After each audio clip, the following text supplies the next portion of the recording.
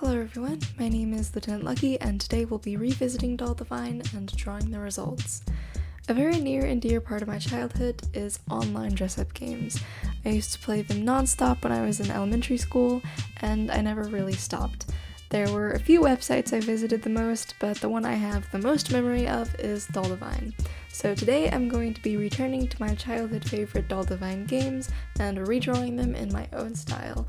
I'm super excited to get to work, so let's jump in. First up is a game called Mega Anime Avatar Creator by the very talented Rinmaru Games with art by Prince of Red Roses.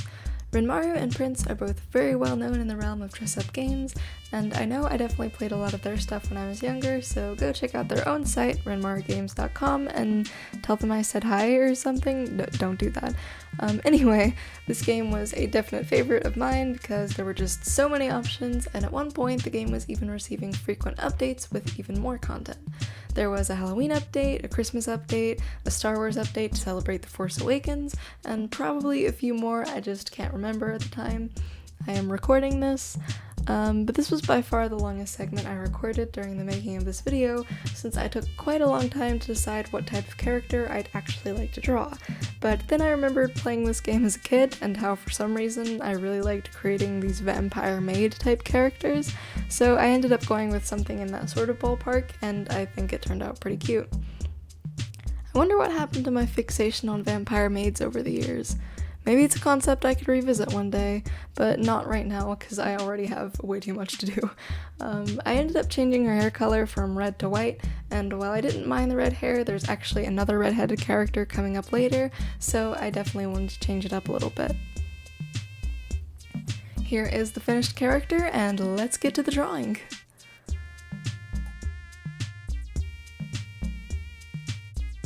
The first thing I noticed about this character is that she's very symmetrical. She's viewed from a dead-on front-facing angle, and almost everything except for her hair is perfectly mirrored. So I did something I normally don't do and actually mirrored my own drawing to match.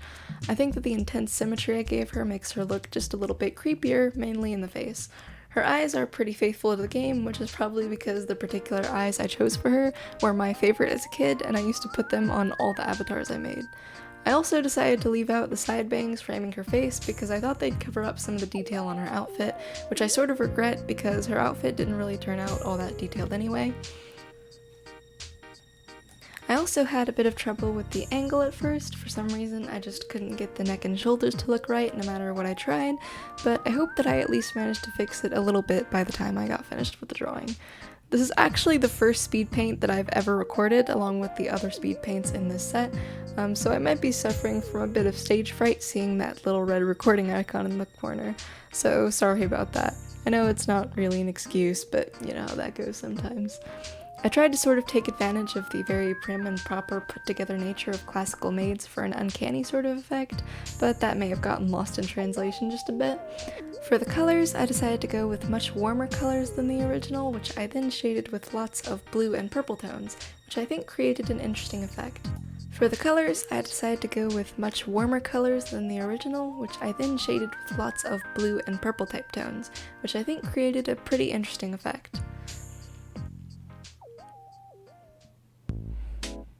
And then I drew the hand and wine glass because I forgot it this entire time.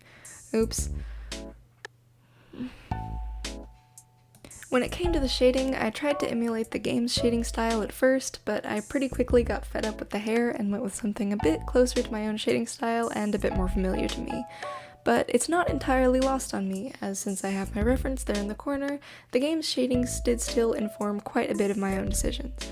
The wine glass I pretty much entirely shaded from memory and from looking at the game photo, since it was the final stretch and I didn't want to stop and look up a reference photo.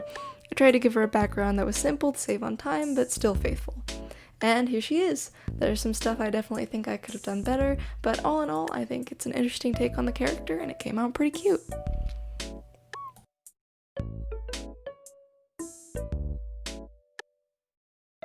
Next up is Chibi Maker by the artist Gen 8. This is another huge childhood favorite of mine, and I used to make tons of characters and post them everywhere online without any credit, so I'd also like to apologize to the artist for 11-year-old me's art crimes. This is another character maker that is really in-depth. There are tons of different options, and it still holds up really well in both the art and design department, despite apparently being around 8 years old if the copyright date in the corner is anything to go by.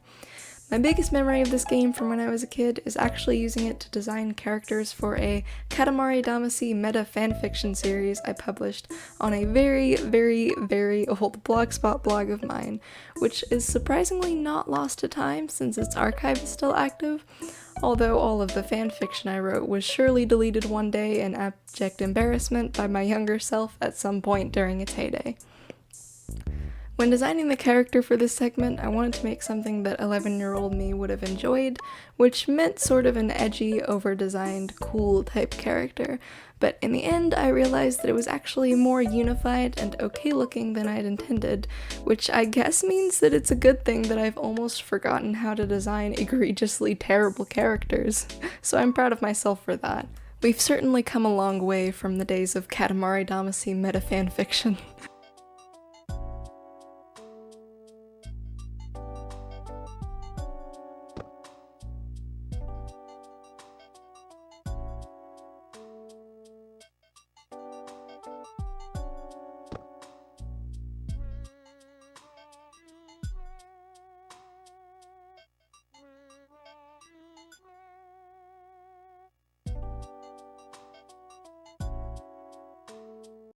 This is the only character in this lineup whose pose actually changed somewhat drastically from game to drawing.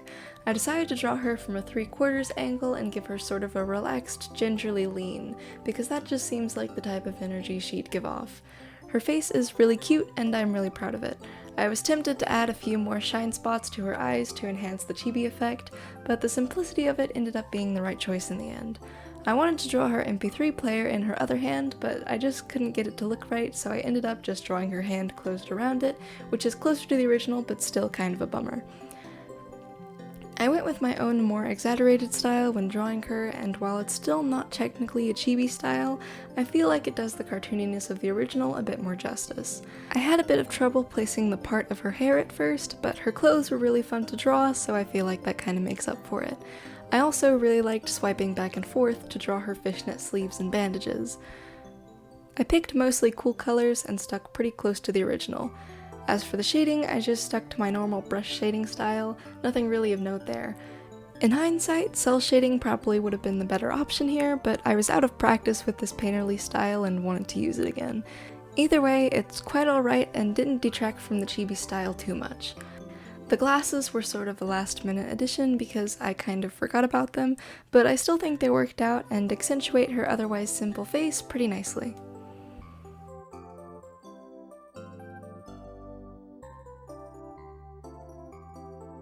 And here she is! I added a few details off camera and I think she turned out pretty great. This one is probably my favorite out of the whole set. Next up is Mega Lolita Fashion Creator by Renmaru Games. While I didn't play this particular maker a ton when I was younger, there are plenty of other Renmaru games that I really liked. I've always been a big fan of Renmaru's art style. It bridges the gap between cartoony and realistic really well, and the diversity of designs really brings something new to the table. I especially love the way Renmaru does hair. There's plenty of customization involved, which allows for more complex hairstyles like the one that I ended up creating. As for this Lolita maker, it's refreshingly simple and super easy to put together adorable designs. Different pieces go together really well, and the color choices presented offer a nice variety to those who like pastels as well as richer colors. It doesn't limit itself to a single idea of what Lolita fashion should be, and for me that's a huge plus. One of the only downsides to this game for me was that hair and other accessories would occasionally get stuck behind any new thing I added to the doll, but that's sort of an unavoidable problem with drag and drop style games, so it didn't get me down too much. But then, there was a shocking twist. Yeah, this was definitely my favorite part. I was always interested in the macabre even as a little kid, and seeing these cute dress-up games have a bit of a dark side was always a fun treat. As I mentioned earlier, the blood splatters were a bit of a pain to actually get onto the dress, but I pulled through.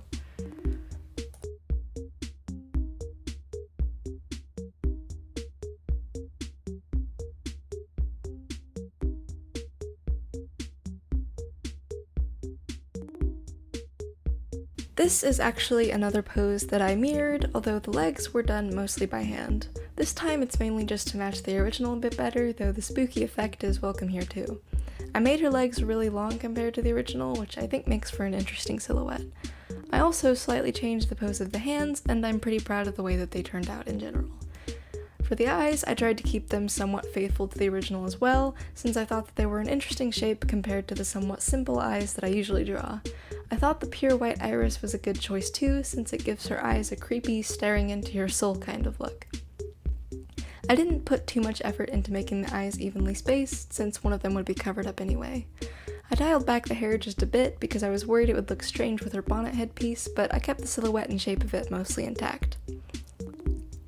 The outfit also went through quite a bit of metamorphosis from game to drawing. I realized that between her skirt and fluffy shawl there wasn't really a lot of color variation, and I thought that the transition between colors would have been a bit confusing to the eye if I didn't break it up properly. As you can tell, I went through a few different ideas for her skirt, but I eventually settled on this princessy layered type design instead. I picked all of her colors from the original image and just adjusted them slightly. I liked how subtle and unified the colors of the original were, so I took care to keep it that way and only added one new color on her skirt. I made her hair a slightly more saturated shade of ginger orange, but that's just because I thought it looked a bit nicer. My opinion on the shading here is slightly mixed, but while there's a lot I think I could have done better, I think the overall look suits her well and strikes a good balance between soft and harsh shadows. I tried to use very warm tones for shading, and I especially like the way her hair turned out. I ended up having to shade a lot of loose fabric folds, which was kind of a nightmare, but I pulled through somehow. When it was time for the background, I had a bit of trouble. I initially tried to make all kinds of different patterns and overlays that I could use and just wrap around the length of it, but in the end I realized I was just going to have to do it all by hand, but I think it turned out alright.